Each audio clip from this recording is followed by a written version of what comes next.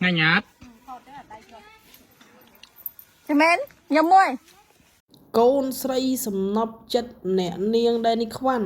ហើយនៅខាងក្រោយនឹងគឺជាសមាជិកក្រុមគ្រួសារគាត់មានអ្នកនាងដែលនេះខ្វាន់ប្តីរបស់គាត់ហើយនឹងល្អហួស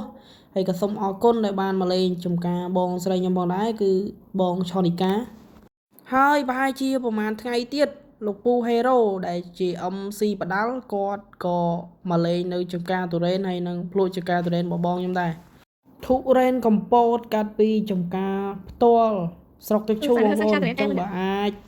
បងប្អូនអីចង់កំងហូបគឺអាចកំងបានបាទខ្ញុំដាក់លេខទូរស័ព្ទនៅលើវីដេអូមួយនេះបងប្អូនណាបាទហើយនិយាយទៅតំណែងមកតាមឆាតក៏បានតាម Telegram ក៏បានដែរគឺខ្ញុំនឹងដាក់ Facebook ហើយនឹង Telegram នៅក្នុងនេះសម្រាប់ឲ្យបងប្អូនចង់ហូបចង់វិសាអីគឺអាចកំងនៅក្នុងនេះបានហើយចំពោះតម្លៃគឺសមរម្យមែនតែនហើយធូរ៉េនប្រភេទនេះគឺគេហៅឈ្មោះថាអៅខេតចឹង1គីឡូគឺតែ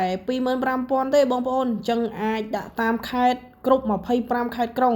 បងប្អូនអាចទស្សនាមើលបានគ្រាន់តែមើលខ្លែបក៏ទំនងដែរបងប្អូនអើយបាទខ្លែបរបស់វាគឺស្អិតល្មួតតែម្ដងហើយធានារបស់ធម្មជាតិអត់មានគីមីឬក៏នាំចូលមកទេគឺរបស់ធម្មជាតិយើងដូចបងប្អូនដឹងហើយចឹងចំការនៅខេត្តកំពតគឺជាចំការទុរេនមួយដែលទុរេនដាំបានល្អណាស់ចំពោះនៅខេត្តកំពតគឺល្អមែនតើហើយក៏សូមអរគុណដែរចំពោះបងប្អូនភ្ញៀវនៅតាមខេត្ត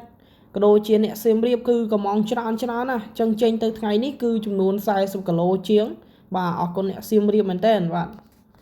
ហើយបើសិនជាបងប្អូនចង់ទៅដល់ចង្ការទុរេននៅស្រុកទឹកឈូរបស់ខ្ញុំក៏បាន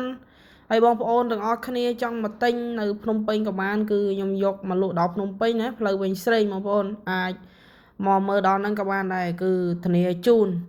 ហើយចំពោះទម្ងន់ទុរេនរបស់យើងគឺមានចាប់ពី1គីឡូកន្លះឡើងទៅបងប្អូនចាប់ពីចំការខេត្តកំពតផ្ទាល់បងប្អូននេះ1គីឡូ 25,000 ចឹងមួយភៀវណាចង់ហូបអាចកំងបានទុរេនធម្មជាតិកាត់ពីចការមកផ្ទាល់មកនេះដងថ្មីអែមនេះយកមក200-300គីឡូភៀវណាចង់ហូបអាចកំងបានចែកបានបងចែកបាន1គីឡូ 25,000 មានបងនៅខាងក្រោយខ្នងរបស់ធម្មជាតិកំងបានបង 25,000 ដាក់គ្រប់ខេត្តក្រុង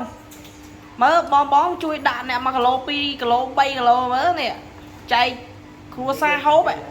ដាក់មើលដាក់អ្នកមកទ្រីបមើលបងបាទឥឡូវយើងបងប្អូនហើយ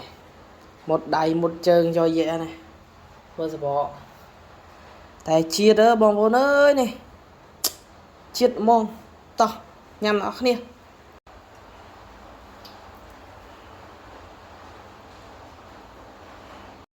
ੂរនឡើងបងប្អូនសម្រាប់បងប្អូនណាដែលចង់ញ៉ាំទុរេនខេត្តកំពតតន់នៅរដូវទុរេនណាទៅទៀតអស់ហើយបងប្អូនហើយបើសិនជាយើងទិញទុរេនដែលខុសនោះគឺចប់ហើយបើបងប្អូនទិញបានធម្មជាតិមិនអីទេណាខ្លាចតែបងប្អូនទិញបានអាខ្លែងយើងហូបទៅមានជាតិគីមីហ្នឹងគឺប៉ះពាល់ដល់សុខភាពយើងទៀតអញ្ចឹងតន់នៅរដូវទុរេនដែលទុរេនមានបងប្អូនញ៉ាំមកហើយទៅគឺថា1គីឡូ 25,000 នេះគឺសមរម្យហើយបងប្អូនសម្រាប់ទុរេនខ្មែររបស់យើងក៏ដូចជាគាំទ្រផលិតផលខ្មែររបស់យើងផងដែរ